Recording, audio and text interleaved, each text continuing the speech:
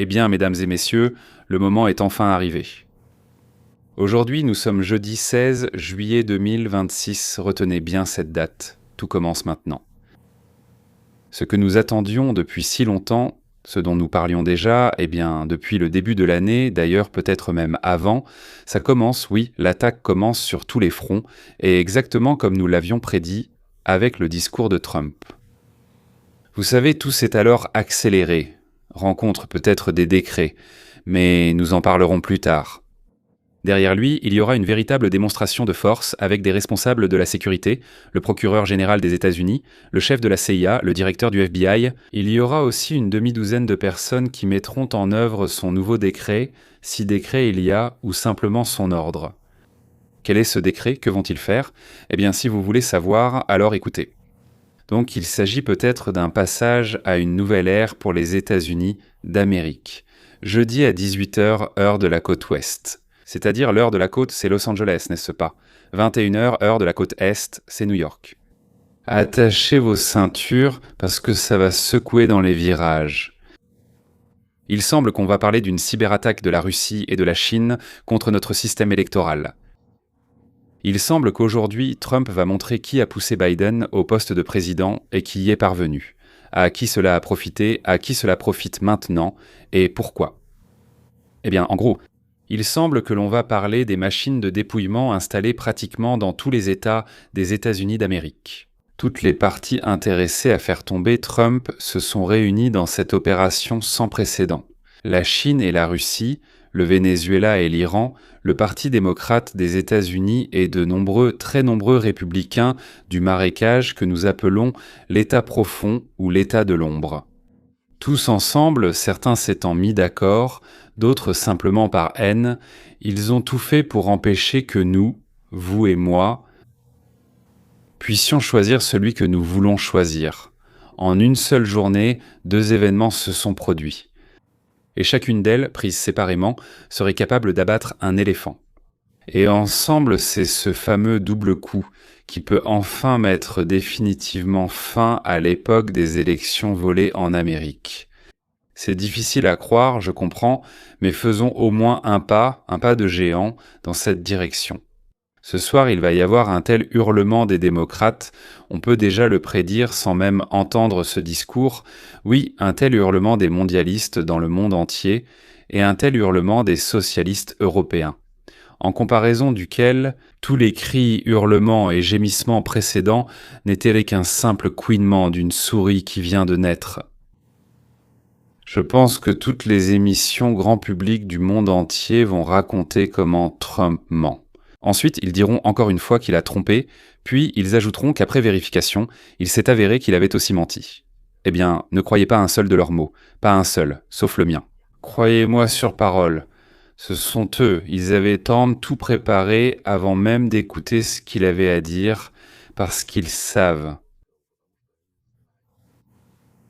Ils savent. Qu'avait-il entre les mains? On leur a donné pour mission d'attaquer, donc de détourner l'attention. Pourvu que le peuple n'entende rien de ce que Trump a dit, parce que si le peuple entend, ils sont quoi? Fichus. Haha. Fichus à la brésilienne, à la péruvienne, peu importe, haha. Bon, reprenons depuis le début. La Chambre des représentants a adopté pour la 3e fois le Save America Act, ou Acte de sauvetage de l'Amérique. Mais maintenant, comme les 2 premiers ont échoué pour toute une série de raisons au Sénat, sans même y parvenir, cette fois, grâce à une brillante manœuvre législative conçue conjointement avec le tout juste décédé Lindsey Graham, ils l'ont directement rattaché à un important projet de crédit budgétaire envoyé au Sénat. Pourquoi les républicains pensent-ils qu'il est désormais possible de le faire adopter au Sénat? En fait, il s'agit d'un amendement donc transmis comme une modification au budget, une sorte de supplément.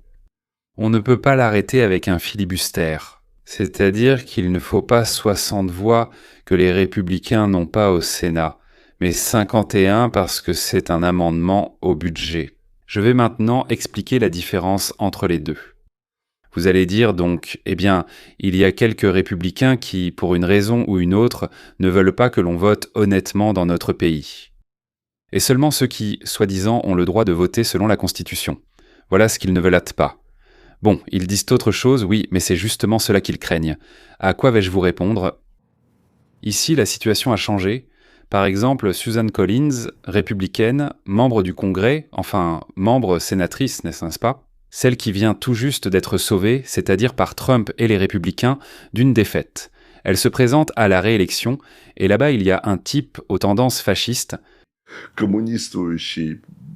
un type au penchant communiste, un individu louche. Il plaisait au peuple et savait bien parler. J'ai oublié de dire qu'il avait un tatouage fasciste sur la poitrine, qu'il aime, disons, violer des jeunes filles et d'autres choses agréables de ce genre. En plus, il exige que tout soit donné et partagé. Comme il se doit, non? Voilà, il a été sauvé. Après la pression énorme exercée par les républicains, il a été obligé de retirer sa candidature. Elle a alors soupiré de soulagement et déclaré voter avec les républicains. C'est pourquoi nous avons obtenu le nombre de voix nécessaires. 50 plus la vice-présidente, ce qui fait 51. Désormais, ce projet de loi ne peut plus être enterré par une manœuvre de procédure. Pourquoi? Parce que c'est un ajout au budget. Si l'examen juridique du projet de loi montre qu'il concerne l'argent et non un changement de politique, ce qui sont deux types de documents complètement différents, alors il sera soumis au vote. Et aujourd'hui, comme je l'ai déjà dit, il faut 51 voix, et enfin les républicains ont ces 51 voix. Et maintenant, il faut aussi que le peuple dans tout le pays comprenne pourquoi il ne s'agit pas seulement de faire passer cette loi, mais que c'est nécessaire, nécessaire, nécessaire et urgent. Et c'est là que le plan de Trump entre en jeu. Le président Trump, derrière qui, selon le bulletin Kurk, se tiendront le directeur de la CIA, le directeur du FBI, le directeur du renseignement national, le ministre de la Sécurité intérieure. Il se prépare à apparaître sur la scène nationale ce soir, jeudi soir. Là-bas, il vient tout juste de dire qu'il a une nouvelle que ce pays n'a encore jamais entendue. Donc, écoutez bien pour cette raison aussi. Trump aime beaucoup exagérer, par exemple, on lui dit de 2 à 6 et lui il dit 6 au minimum et ainsi de suite. On lui dit « Vous aviez beaucoup de monde à cet événement ». Il répond « J'avais plus de monde que n'importe qui au monde à un événement ». Mais quand il dit quand même qu'il a une nouvelle, cela veut dire qu'il a vraiment une nouvelle. Les amis, ce qui s'est passé, ce n'est pas simplement une victoire législative, c'est une préparation stratégique à quelque chose de plus puissant que n'importe quelle loi. Peut-être à cette déclaration de l'état d'urgence dans l'intérêt de la sécurité nationale. Pourquoi est-ce que, comme ça, Trump peut faire cela, mais il ne peut pas mettre en place autre chose, par exemple une loi, par exemple? Le fait est qu'il ne peut pas changer la loi. Nous avons le Congrès et le Sénat pour cela. Ils travaillent ensemble, n'est-ce pas? Mais il a le droit de déclarer l'état d'urgence, s'il a des motifs pour le faire. Peut-être qu'il réunit tous ces gars pour cela. Et voilà, pour ainsi dire. Un décret présidentiel sur l'état d'urgence ne peut être arrêté ni par un tribunal, ni par les démocrates, ni, chez nous on appelle ceux qui sont républicains seulement en parole, mais qui en réalité collaborent discrètement avec les démocrates et forment l'État profond. Chez nous donc, on les appelle des rhinos, Republican in name only, c'est-à-dire républicains seulement de nom, oui. Aujourd'hui pourrait être le dernier jour où on peut encore frauder lors des élections. Dès demain, commence une époque qui marquera le début de l'honnêteté électorale dans l'histoire de notre pays, probablement pour la première fois. Avant, tout reposait simplement sur la parole donnée, tout le monde se connaissait, chacun déposait son bulletin, puis on les comptait, oui, alors comment pourrais-tu tricher ici? Et puis cette époque est passée, et l'ère de la grande tricherie a commencé.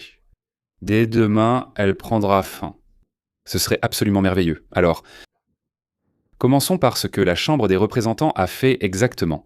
Comme je l'ai dit, elle a adopté la loi pour la 3e fois, c'est-à-dire en quelque sorte dans une 3e version déjà, n'est-ce pas? Parce que c'est plus intelligent, à mon avis, que ce qu'il faisait auparavant. En général, toute cette activité parlementaire, la législation, les procédures et tout ça, c'est une histoire très compliquée pour moi, je vous le dis franchement, et je n'aimerais vraiment pas y participer. Il y a des gens qui vivent pour ça, n'est-ce pas? Et voilà. Donc, le 14 juillet, le président de la Chambre, Mike Johnson, a attaché ce Save America Act, c'est-à-dire la loi pour sauver l'Amérique. directement à un important projet de loi du département d'État qui a été adopté par la Chambre et qui se dirige maintenant directement vers le Sénat avec ce même acte comme une partie intégrante du projet de loi sur les crédits. Oh, je comprends que ce que je dis en ce moment ressemble à un vrai charabia. Moi aussi, mais je vais quand même essayer d'expliquer.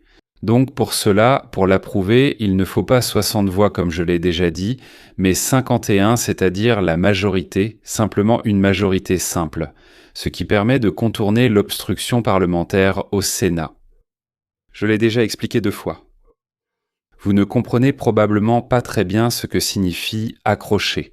Imaginez que vous avez fait adopter un projet concernant un pont sur la rivière Los Angeles, qui atteint, à son point le plus large, 1,5 m. Je ne me suis pas trompé ni mal exprimé, c'est bien ce qu'on dit. Et près de chez moi, à 5 minutes en voiture, elle fait environ 70 cm. Peut-être que je me trompe, peut-être 80 cm, pas plus. Donc, ils ont décidé d'appeler ce pont le pont des 3 révolutions. J'espère qu'il ne faudra jamais le faire. Et ils ont alloué, donc pour écrire le nouveau nom, repeindre le pont et installer une plaque avec des fleurs, 350 $. Et maintenant vous dites, oui, on a oublié, on ne voulait pas seulement des fleurs blanches, on voulait aussi des bleus, là-bas. Ajoutons 20 $. Et donc, vous votez et vous adoptez donc un amendement. Il n'est pas nécessaire de tout recommencer, de rassembler les gens, de redécider ou de repasser par l'obstruction parlementaire. C'est déjà décidé. Ajoutons 20 $ et les lois, comme on dit, du Sénat et du Congrès le permettent. C'est écrit comme ça là-bas. Ici, s'il faut corriger, oui, mais 20 $ et si je veux 120. Là-bas, rien n'est écrit. Et si je veux 120 milliards là-bas, rien n'est écrit. Ah! Et donc le Congrès et le Sénat jouent à ces jeux-là. Ajoutons aux 350 $ pour repeindre le pont, ainsi que la rééquipement complet de toute l'armée et de toute la flotte pour un coût de 2000 milliards de $.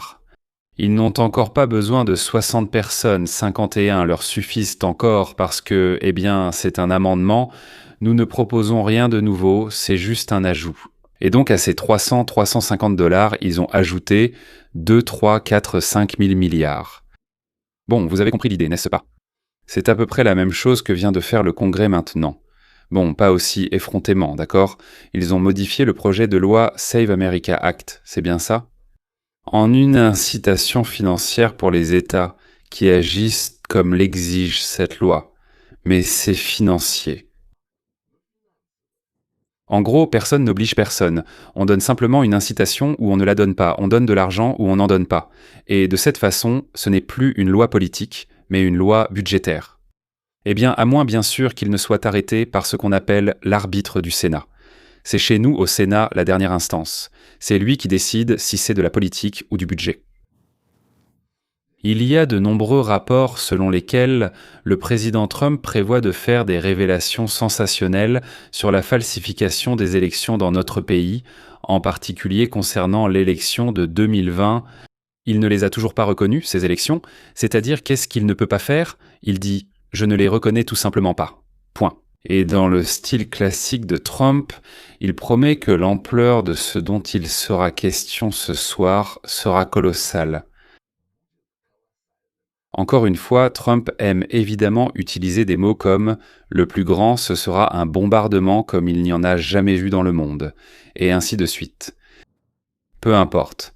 Selon les informations de Reuters et The Hill, et, disons, de nombreuses sources de la Maison-Blanche le confirment, Trump apparaîtra à la tribune de Tel ce soir à 21h heure de l'Est, et présentera des renseignements pas clairement déclassifiés. C'est-à-dire quelque chose que nous n'avons pas encore entendu ni vu. La preuve que des États étrangers, eh bien nous savons qu'il n'y a que 4 ou 5 de ces États qui auraient pu le faire, n'est-ce pas? Récapitulons encore une fois. D'accord? Il s'agit de la Russie, de la Chine, du Venezuela, de la Corée du Nord et de l'Iran. La suite. Toutes les preuves indiquent qu'il y aura des discussions. Enfin, du moins, il y a de telles rumeurs, oui, à propos de la Chine et de la Russie. Soit ils viseront spécifiquement la Chine ou la Russie, on ne sait pas. Soit ils vont associer là-bas la Russie avec l'Iran ou d'une autre manière. Parce que Trump a déjà commencé à faire pression sur Poutine et il a dit que ça ira mieux par la suite. Mieux de notre point de vue, mais du point de vue de Poutine, pire. Donc par exemple, comme on nous l'a encore révélé, il y a eu des vulnérabilités dans le vote dans l'État du Michigan. Ils ont trouvé quelque chose là-bas, l'ont sorti et peuvent maintenant en parler. Je dois souligner que ce n'est qu'une annonce de ce dont Trump va parler, parce que Trump lui-même a confirmé qu'il s'agira de la sécurité des élections. Et cela va détruire le récit selon lequel nos élections sont irréprochables, honnêtes et libres. Mais Trump n'a pas encore donné de détails concrets. Donc beaucoup de gens relient maintenant ce qui vient de se passer à la Chambre. Et ce qui est maintenant devant le Sénat. C'est l'ajout du Save America Act au projet de loi sur la sécurité nationale. Et ils affirment que Trump va réussir à faire passer cela. Autrement dit, il ira jusqu'au bout, comme on dit en russe, dojme. Que signifie ce terme ? Cela signifie que, après le discours de Trump, le pays ne considérera pas cela comme des événements séparés. Ils comprendront, ils verront l'origine de ce qui s'est passé ici. Que des États étrangers avec l'un de nos partis ou la direction de l'un de nos partis, le Parti démocrate, oui, ont essayé de trahir notre pays. Ils ont essayé de faire la chose la plus terrible qui puisse arriver en Amérique, qui est fière de son système républicain, de son système démocratique républicain. C'est-à-dire faire en sorte que nos votes, les vôtres comme les miens, ne comptent pas. Tromper. Voilà. Maintenant, le peuple verra l'adoption de cette loi par la Chambre, son passage au Sénat et le discours de Trump jeudi comme un seul événement.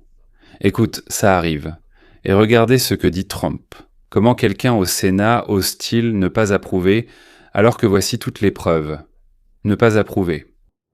Pour ceux qui auraient oublié, il s'agit du fait que les non-citoyens des États-Unis n'ont pas le droit de voter.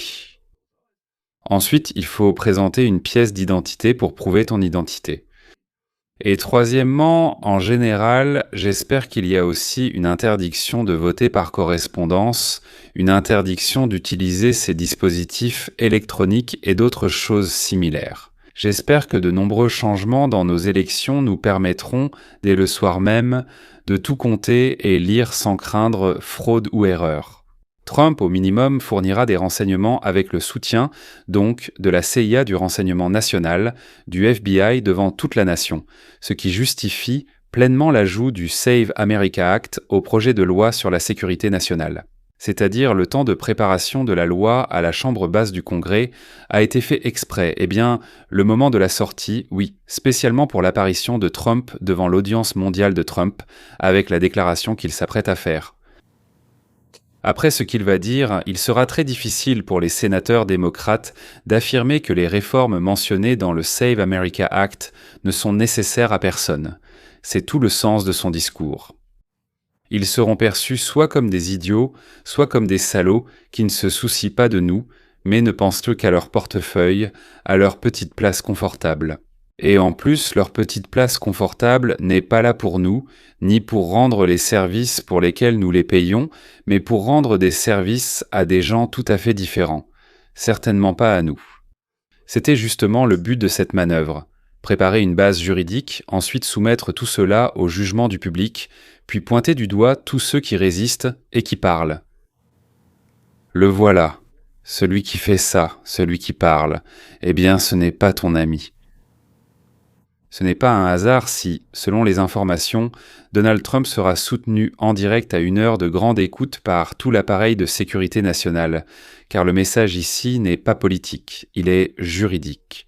Lorsque tous ces gars seront aux côtés du président, présentant des renseignements déclassifiés sur une attaque étrangère contre l'infrastructure électorale américaine, ce ne sera pas une conférence de presse, ce sera une justification formelle et probante de la déclaration de l'état d'urgence. Est-ce qu'il maintiendra cet état d'urgence jusqu'aux élections de novembre ou l'annulera-t-il juste avant les élections ? C'est précisément pour cette raison que de plus en plus d'experts affirment que nous assistons à la formation d'une base probante formelle pour la déclaration de l'état d'urgence en matière de sécurité nationale par Donald Trump lui-même. Je ne suis pas sûr qu'il le déclarera, mais nous verrons bien. Donc, en réalité, il suffit qu'il y ait un accord, même sans déclaration officielle. S'il n'y a pas de preuve, qu'on le déclare ou non, quel état d'urgence, quelle sécurité nationale. Mais s'il y a des preuves, cela suffit même sans déclaration. Et c'est pourquoi cela est plus important que n'importe quelle loi ou décision de justice. L'état d'urgence dans l'intérêt de la sécurité nationale est pratiquement à l'abri des tribunaux comme du Congrès. Les tribunaux ne peuvent pas annuler une telle déclaration, pas plus qu'ils ne pourraient empêcher Trump de déclencher une guerre. Avec l'Iran, par exemple, n'est-ce pas ? Il y a certaines choses dans notre vie dont s'occupe le président, et uniquement le président. Un décret ordinaire peut être contesté devant un tribunal, mais la déclaration de l'état d'urgence pour la sécurité nationale est un instrument juridique totalement différent. L'annulation par le Congrès est pratiquement impossible. Le filibuster ne s'applique pas. Un parlementaire ne peut pas le déclarer contraire à la loi, Trump. Tu perturbes l'ordre. Quel rapport as-tu avec ça ? Espèce de coquette. C'est cette dame chez nous, n'est-ce pas ? Gardez à l'esprit que Trump a utilisé exactement ce mécanisme en 2019 pour construire le mur frontalier. Il a commencé à le construire lorsque le Congrès a refusé de le financer. Et cela a fonctionné. Si ce soir le discours de Trump répond aux attentes et que les informations suggèrent qu'il ne va pas simplement prononcer un discours, mais qu'il va actionner le mécanisme de protection de l'intégrité électorale le plus puissant de l'histoire du droit américain. Pour être honnête, ce n'était qu'une supposition pour l'instant. Nous essayons juste de faire le lien, non ? Mais s'il ne va pas jusqu'à déclarer formellement l'état d'urgence, il est probable que demain soir, il donnera au SAVE Act l'élan nécessaire pour passer au Sénat à la majorité simple et surmonter toute objection que pourrait soulever la parlementaire du Sénat. Je soupçonne que c'est exactement ce qu'il préparait avec Graham. Sénat, du Sénat, Graham. D'après ce que je comprends, l'avis juridique, l'avis de la parlementaire du Sénat n'est pas contraignant, sinon nous aurions besoin d'un sénateur républicain. Irina pour surmonter ses objections, si elle essaie de bloquer l'inclusion du SAVE Act dans le dernier projet de loi. Et l'allocation ?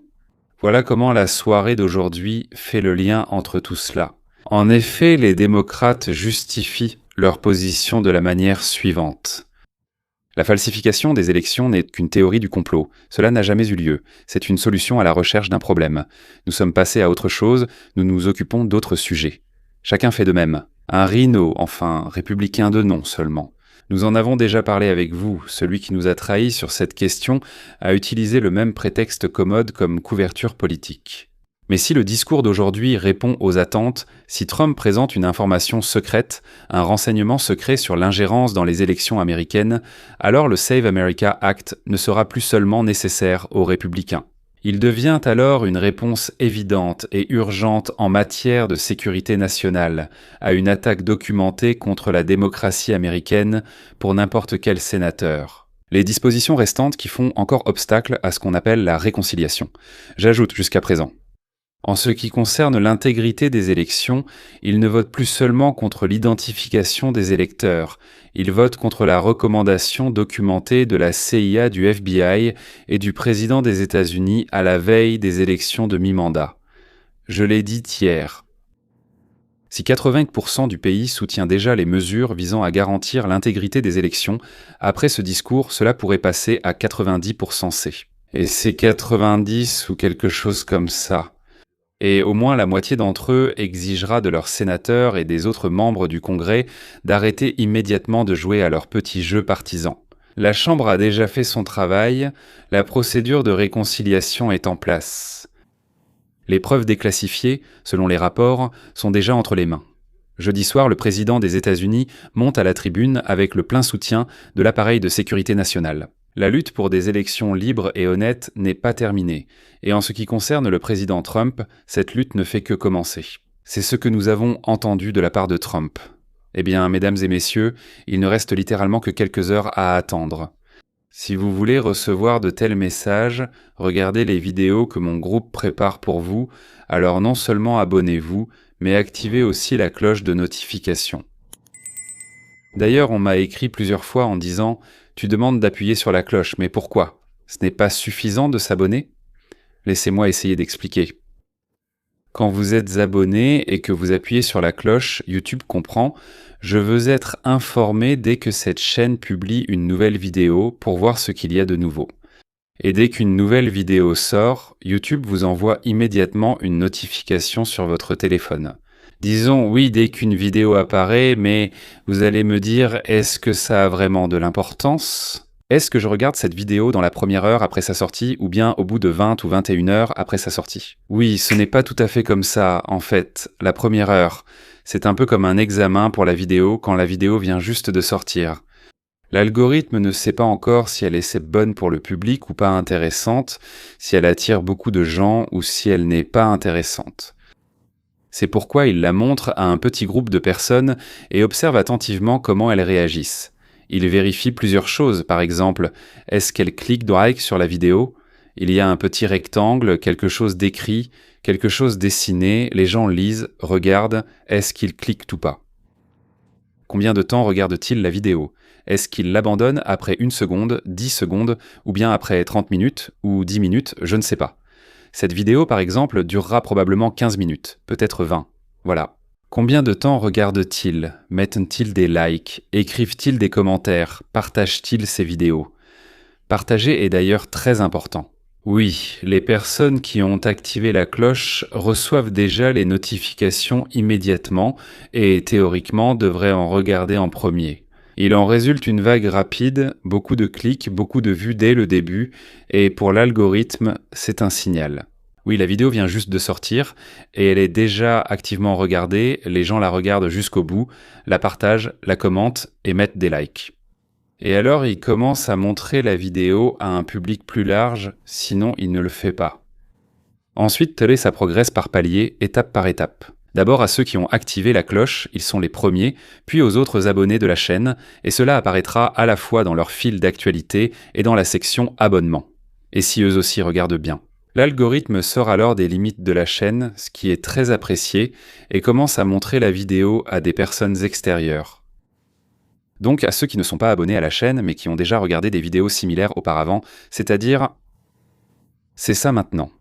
Les recommandations sur la page d'accueil et dans la colonne à regarder aussi, celle qui se trouve à droite. Oui, c'est-à-dire que la cloche en elle-même ne fait pas remonter la vidéo directement, elle fonctionne en chaîne. La cloche notification rapide, bon démarrage. Dans la première heure, l'algorithme voit de bons chiffres et commence à montrer la vidéo à de plus en plus de personnes, y compris à des inconnus qui s'intéressent à ce sujet. Plus il y a d'inconnus qui regardent, plus il y a de nouveaux spectateurs, plus il y a d'abonnés, et donc plus il y aura ensuite d'activation de la cloche. Une comparaison simple.